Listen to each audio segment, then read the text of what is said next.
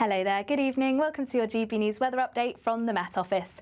As we head towards the weekend, it's often going to be rather wet and windy to the northwest, largely dry elsewhere, and we could even see some sunshine in some spots. But to end on Friday, we have this frontal system. It's largely fizzling out, but it's bringing a large area of cloud, a slight brief ridge of high pressure building behind it, and that's where we're going to see the clearest skies overnight. So turning chillier here, maybe even some patchy frost as we head into the overnight period. But for parts of the east, that cloud sticking around, largely murky by the morning, perhaps even seeing some hill fog too. And then a change on its way, clouds spilling into the northwest, perhaps with some outbreaks of rain towards western parts of Scotland towards the morning.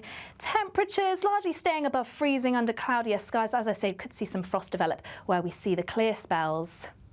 So to start the weekend across Scotland on Saturday, some clearer skies just to the northeast. That's where we're likely to see some frosty conditions, but further south, a fair amount of clouds. Starting to turn rather windy across western parts of Scotland, around coasts of Northern Ireland too, where we'll start to see that cloud and those outbreaks of rain spill in. A few more clearer spells across Wales, parts of the southwest. Once again, a frosty and cold start here, but for much of the country, plenty of cloud around to start the day.